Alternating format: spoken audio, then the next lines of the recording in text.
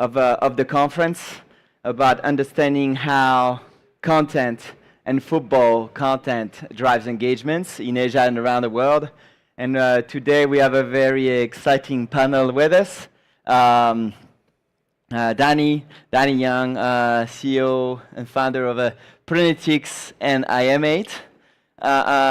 Vincenzo Carrieri, regional managing director of CANALI. If you are not wearing it yet, I think you should. And on the left side, Jeh Vas, the fastest growing football Hong Kong content creator. If you haven't looked at his content and don't know his content yet, you can go on your IG real quick. I allow you to look at your phone for a couple of minutes during the event to look at what he does to understand a bit better, because content is everything nowadays. Everything in content as well. So this is the kind of things we will cover today in that panel. So, but in broad context, interestingly, so the pitch is by 2030. Asia will account for the majority of football fans and the majority of new football fans. However, they don't behave the same way as fans from around the world. So they are all mobile first, short form, culture driven. And for clubs, brand owners, and brands in general, Asia is always the billion fan of opportunity, but the mystery puzzle, how to solve that from an engagement point of view. Football isn't a sport anymore. It's culture, it's lifestyle, it's innovation, it's tourism, it's everything around that drives engagements. So today we will cover a few pieces, one on content, one on capital and ROI, and one on the future of that. So how football supports the co-creation and the foundations and the accelerations of luxury and premium brands. So to go back to our different panelists, I'll start with Jeh.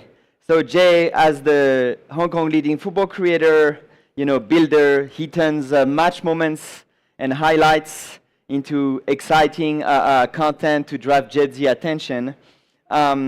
This is why he's here. He's here to help to decode what fans actually watch, share, and stick with.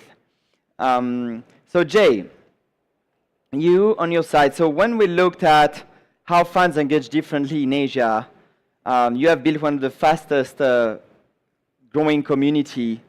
What do your fans want that clubs and league are still missing? What gap are you feeling? Well, first of all, hello everyone. Nice to see you here. And yeah, it's a great question actually from JB. Honestly, I think the biggest gap in the market right now is authenticity and access for creators. And I think clubs usually think that a 90-minute polished football game is sort of, we're watching that and we're happy with that, and a little pre-match and post-match interview, we're also happy with that. But as a fan myself, first of all, creator second, I would like to see, all the pre-match antiques that happen in the changing room. I want to see the truth, what happens when players really win trophies or if they lose and so on. And I want to see what goes on in the stadium, with the audience, with the fan bases and so on. And I'm pretty sure as a fan, if you are one, you want to see all this. You don't really want to miss out on the experience. So just as an example, recently, last week, I worked with the Saudi Football Federation, and they invited me to be their content creator in Hong Kong to represent them and to make content, and giving me the pass really to be anywhere on the pitch, on any seat, backstage, in the changing rooms, everywhere, to create a little match recap, to sort of bridge the gap between my audience and the whole Saudi Federation, along with the audiences, the global audience around the world watching, the main man, Cristiano Ronaldo. So yeah, he was here along with Mahrez, Benzema, and their whole teams. And basically, with the access that we did get, we managed to make a whole vlog and a whole recap for everyone to see. The fan bases that I traveled all the way down from Saudi Arabia. There were over 40,000 people in the stadium, and mainly all of them not from Hong Kong, actually, from a global audience, which was really amazing for me to share with people, and the feedback that we got, because this is still a bit new in Hong Kong. As a creator, I still have to pitch myself, a lot to show what I can do. With a lot of my numbers reaching over 500 million views in the last year is a good metric to have, and I think that this is what clubs are missing a little bit.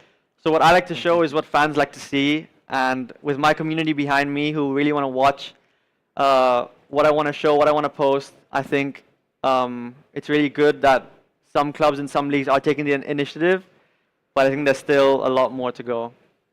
Yeah, thanks. And we can see how fast you are rising in terms of engagements. Means like there is definitely a gap for the clubs and the rights holders that you are filling to engage new fans and different generation of fans, and more global fans as well, Asian fans and global fans. So yeah, it's very exciting, and knowing you for a long time, it's exciting to see as well how you have been able to understand the consumer trends and capture on that. So you, Danny, so now you are into the world of sports too, with iMate. That you'll tell a bit more about it. That you co-founded with David Beckham, football icon as well. Tell us first more about iMate. Sure. Thanks, JB, for having me here today. Hello, everyone.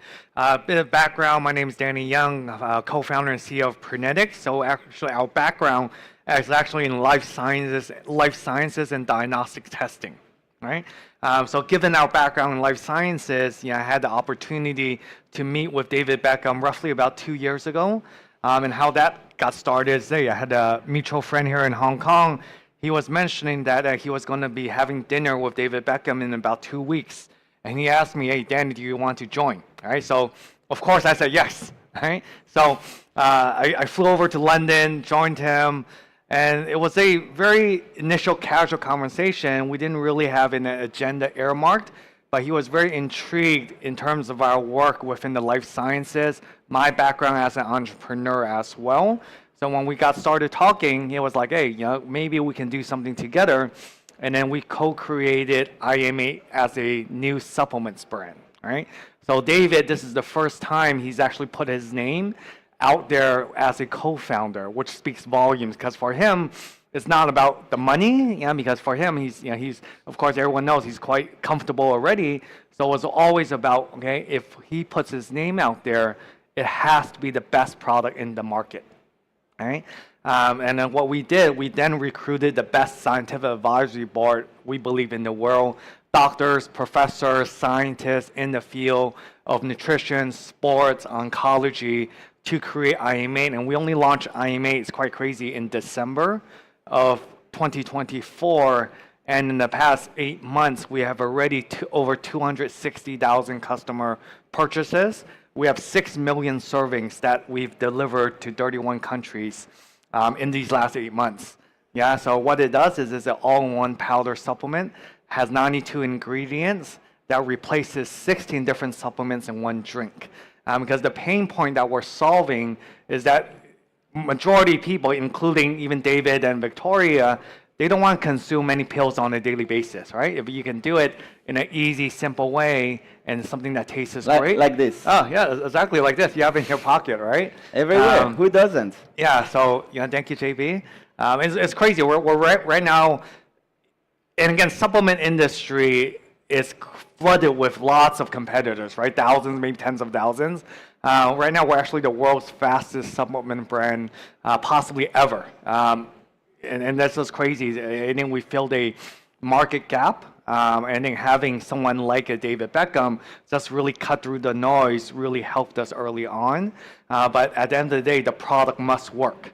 We've done clinical trials. We have third-party tested. It's NSF certified for sport.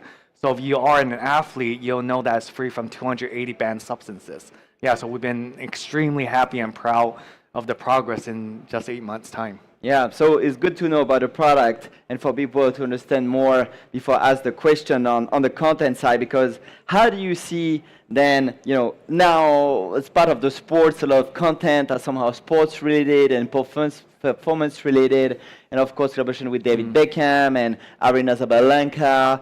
How do you see fan contents and content habits as well shaping where you as a brand invest to grow faster? What has been very successful? I mean, just early on, a few minutes ago, you were showing us the new ad you just published, like this week or last few days ago, that is like exploding metrics. Maybe you can tell us more on that, and because I think that's a true testament of what I just asked. Yeah, so I mean, everyone loves sports, right? Around the world, right? And then that brings us together in terms of a community, right? Correct? And it's very authentic. Everyone has their favorite player. There's no right or wrong with who you choose, but it's always great to be rooting for a sports team or an individual. So I think that authenticity is really, really important. And if you have a great product backed with authenticity, and what do I mean by authenticity? The person really uses your product on a daily basis or whenever they need to, right? So I was just sharing with JB. I mean, again, yeah, I can't explain it. It's not by design, but yeah, just about 9 days ago, last Monday, we launched an AI ad starring Arina Sabalenka.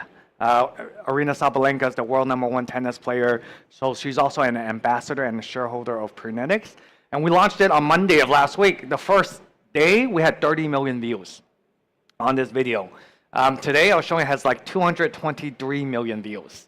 And it's crazy, right? So it has like 10% of Instagram's population, right? So if you have a great icon, like a Arena or a David, and you have great content and something that really, and use it on a great platform like Instagram-wise, that content can go very, very viral. So no one can, Meta can't even explain it. We talked to them, it's like, hey, what happened here, right? But it's great content, great footage, and great brand ambassador altogether. Yeah, thanks, exciting. Thanks for sharing that, because this is fresh and it's actual content of how entrepreneurs are leveraging sports to build a business. So now to you, Vincenzo, tell us a bit more about CANALI and how you have growing like consistently, the presence of the luxury CANALI luxury brand in Asia. But as well, I would love you to also tell us more about, because people say luxury and football, where does that fit? For some time there was a lot of not that many deals. In the recent years, we have seen more. I'm sure from this year, all of you that have watched Formula One have seen the giant Louis Vuitton banners everywhere, and it has surprised many people that they got that involved, because maybe there is one brand that doesn't need brand awareness. It's probably them, but they still invest heavily in sports, and is interesting, at a higher level and even more commitment. So would love you to share more on that, and where does it fit as a luxury brand, and how you have been able to leverage your partnership with Inter Milan. All right, so a big question. Good afternoon, everyone, and thank you for having me. So one by one. So when we talk about luxury brand investing in soccer and partnership with football club, precise as CANALI has a partnership, is a partner for the formal wear of Inter Milan. So this is somehow at a very initial stage. So the typical path of how luxury brand strategy in terms of marketing, we start with perhaps let's call it players, soccer player, rugby players, and then we scale up to teams. Now, traditionally, luxury brands have partnered with more exclusive sports.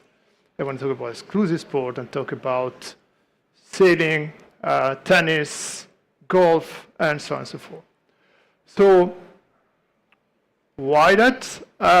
Basically, because the exclusivity, because a large part of a luxury brand value proposition stand in what we call intangibility part, or what we create as intangible part. Let me be more precise.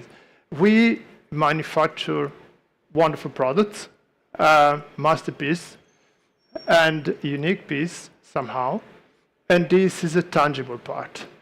But in terms of value creation, the largest part is the intangible, and this is where shopping experience and so on and so forth come in. Now, a part of the story is what we call the illusion of exclusivity. This is important because it works it's a multidimensional story, because it works toward you as reward, but also as you standing in terms of element of differentiation. And believe me, in an 8 billion planet, the demand for differentiation is very high. Now, hope you're still with me.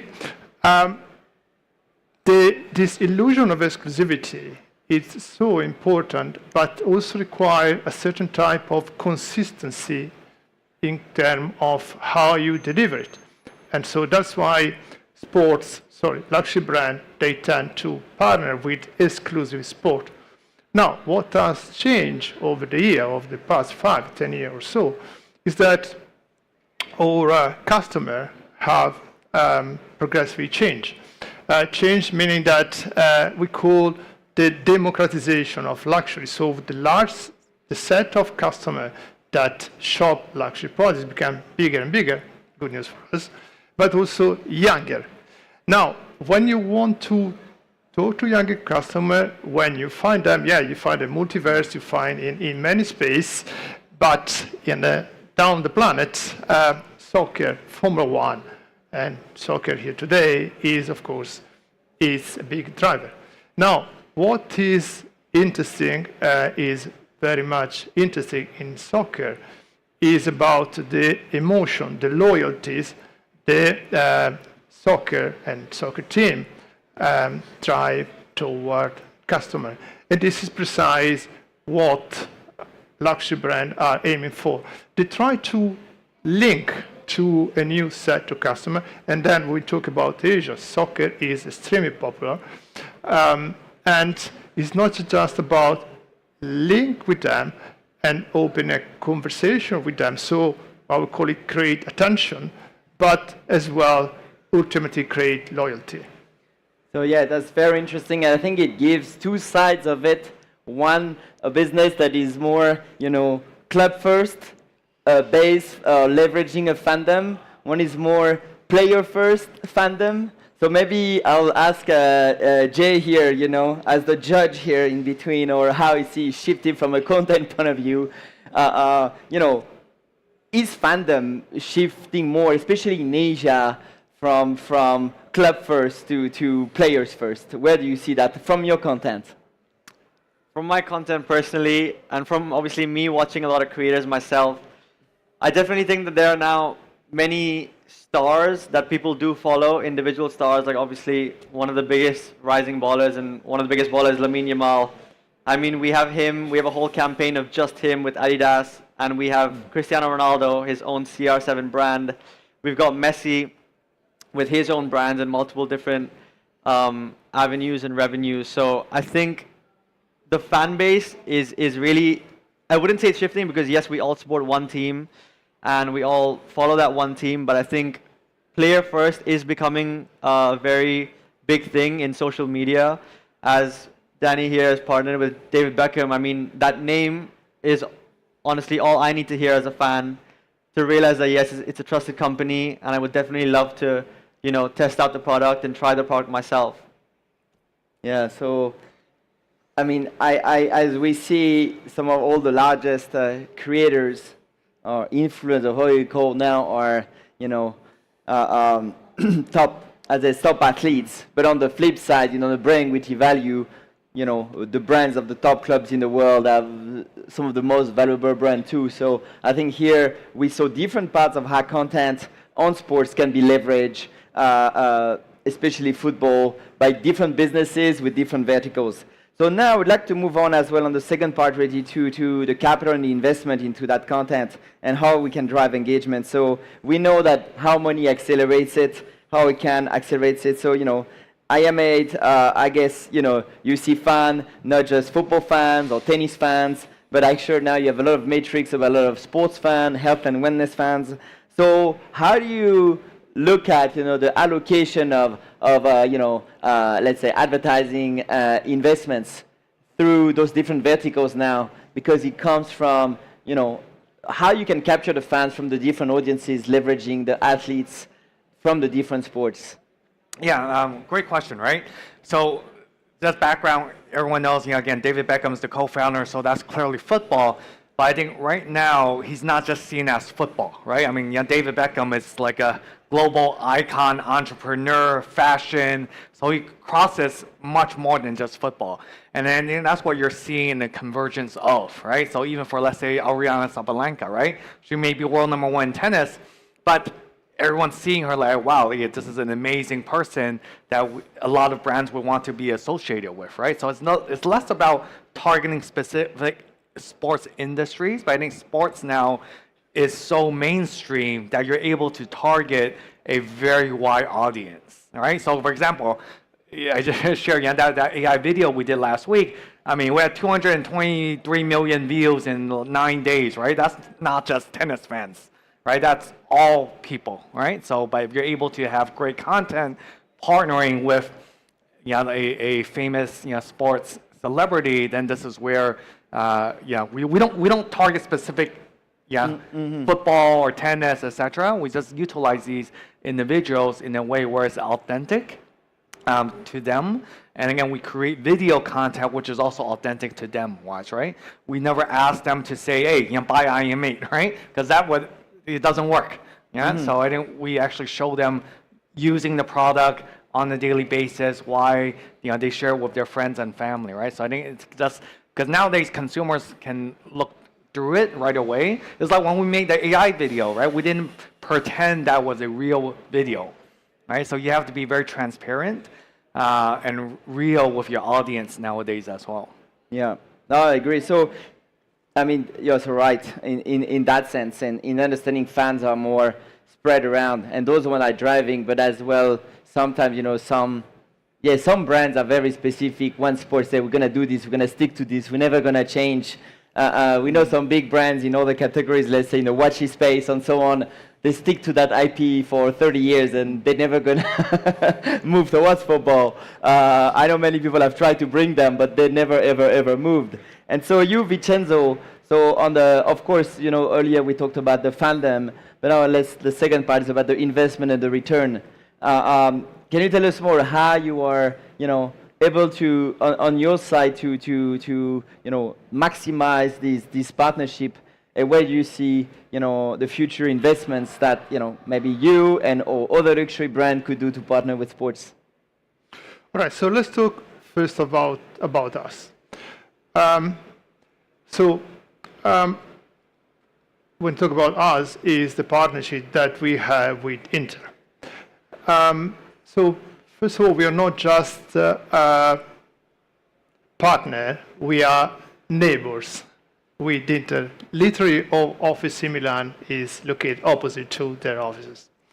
What we have in common with Inter is a global DNA, is a global view. CANALI was founded 90 years ago or so, a bit more, and as industrial manufacturing, today is still industrial manufacturing. We start from trenches, we moved to tailoring, and today we are a lifestyle brand. When we look at the concept of lifestyle, we have this idea of bringing globally, and bringing globally, it's basically translating revenue. Today, 90% of the revenue we generate are generated outside Italy.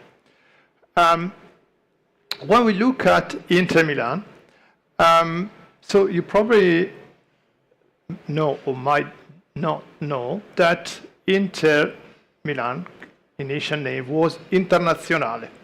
Internazionale because basically when in the early 20th century, they were basically open their team to international talent.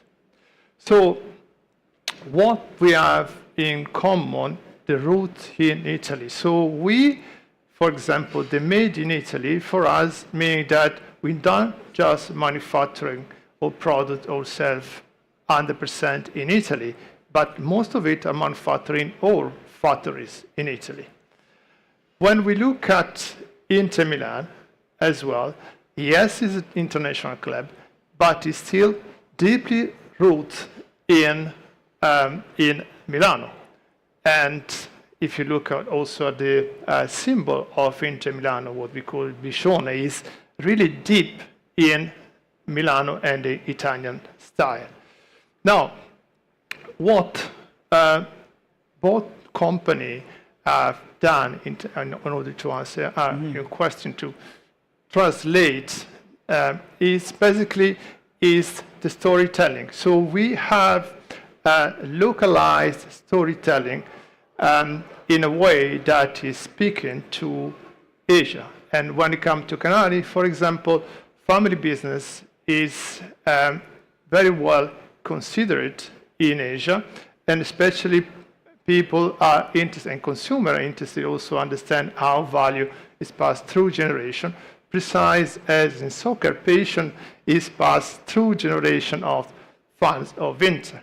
Now, when we look at how we invest, is basically bringing this vision into Asia and bringing, of course, celebrities, bringing, as we would do in a few months from now, bringing Zanetti in Beijing and Shanghai in our store. So we try to leverage more and more on the two brand presence in Asia. So to move on to Jeh about how you build your business. So from a creator's perspective, in terms of investments, where does it make the biggest difference so far for you in connecting with the fans? Where do you invest and where do you see growth? For me, personally, I think investment isn't really about buying the best camera or investing in a better editor or so on. I think, first of all, it's to bring creators into the fold.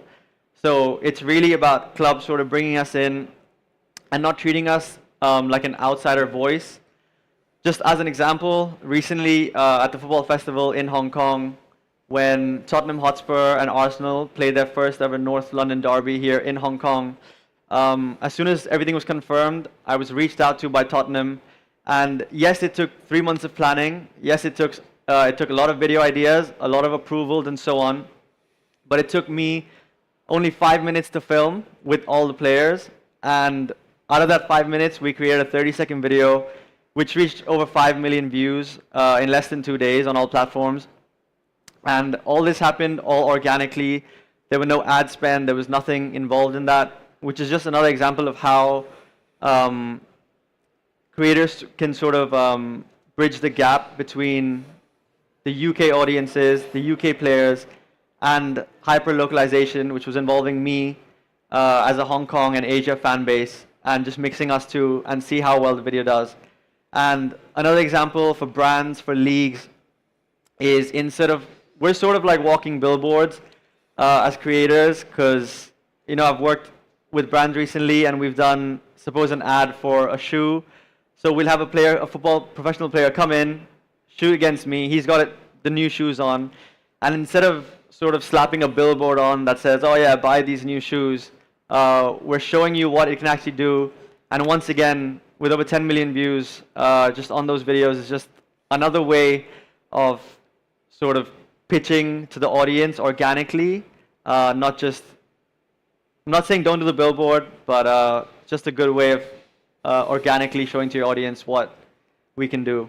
Yeah, so it's like the right balance between the two. And when you talk about the future fan economy and how fan, consumes in terms of new formats, earlier we were discussing about short forms, about new, rights holders, that we have seen rising in football with the Kings League, the Baller League, but as well in other sports with the GP Explorer, the Icon League, Icon Basketball League, where they, took, I think, the traditional rights holder by surprise. Even they got told that audience wanted to consume something different.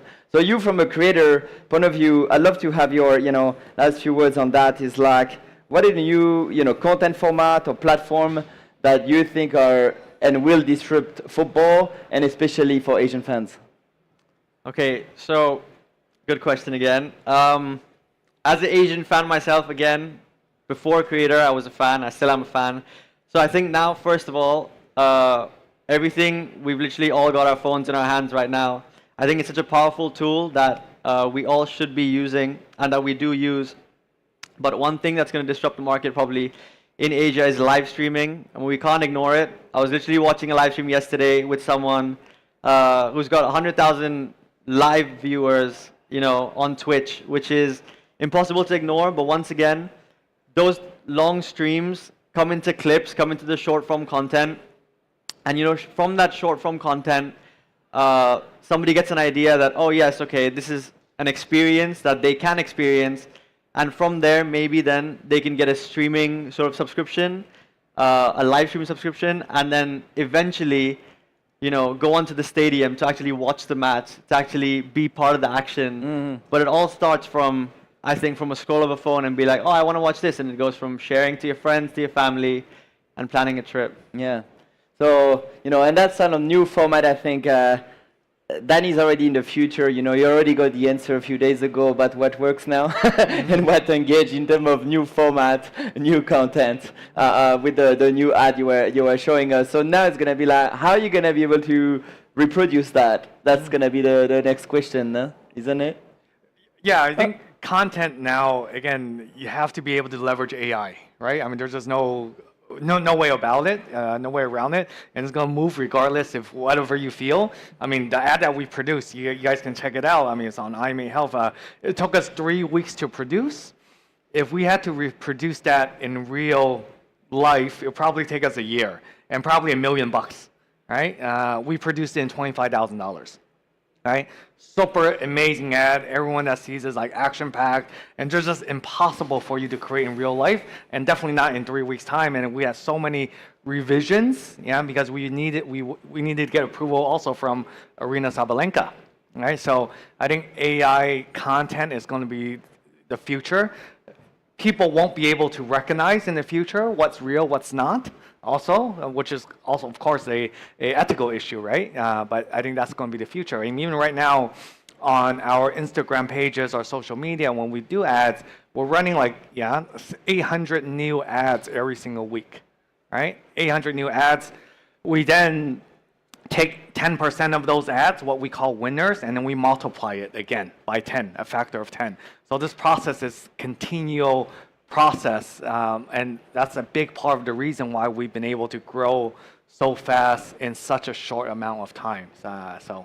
Yeah, very successful, and you have amazing social media team and an ad team behind it, and an ad investment team as well that are powering large brands and are supporting you in that, and we can see that's why it's so sticky and it's new. It's always new content, fresh. And that's why people want to consume. Yeah. So you, Vincenzo, from a more traditional side, but assuming that if rights were like no constraints in terms of what you could do with the team and the players, what kind of interactive or new experience you would love to build for your fans, your Asian fans, experience in terms of integrating creators, players, and so on and so forth. Because as we all know, in the world of rights, a lot of restrictions. But if you could do something, say, yeah, that actually I would love to do. I know my fans, my Asian fans, would love to consume it. What would you do? Assuming no constraint, and believe me, there are plenty of it. This is just the money. Here is it. Okay, let's dream together and think about a world where everything is possible. And so let's think about again our collaboration with Inter and having an app focus on the Interverse, where basically we have Inter fans, players, the concept of CANALI lifestyle. By the way, concept CANALI lifestyle is extremely wide because we step in the F&B as well. We have a CANALI restaurant here in Hong Kong, CANALI Locanda. We have a CANALI cafe in Beijing. So let's put everything in this interverse, right? And following the interplayers day to night, right? So, and basically in this hub, this interverse space, basically you have interfan that basically they can dress their whatever favorite player in the morning and join the espresso at the CANALI cafe, having in for lunch, preparing themselves with an MTM for a pre-season interview and having a dinner at the CANALI locale. I mean, that's what I'm talking about. Is an app that allowed interaction between the sports, the fan, and the brand. And of course, the way we trace is engagement, right? So how long time they will eventually fans they spend in the app. That is something that would be extremely interesting to do. Yeah, so engage them even more in the ecosystem, but as a 24-hour journey. Because as we heard here from our panelists, fans now, they want to engage even more the lifestyle side of the sports. And I think here we got three amazing examples of that part. Their day-to-day life, their wellness side, their backroom side. Now people, it's like, the game day, the actions, it does matter for the traditional rights, but what fans want to be engaged is everything around. They see them as real people and the day-to-day life. So I think here before we conclude that panel, I would like you to thank our audience for being so patient. If you have any question, please come and right after the end of that panel, feel free to come and talk to some of our panelists. I know some of them have to run to the airport, but feel free. But before that, please thanks Jeh, Vince, and Danny for sharing their views on fan engagements. Thank you. So thank you very much, and please drink IM8 and go to CANALI and subscribe to Jeh's social. Thank you, guys.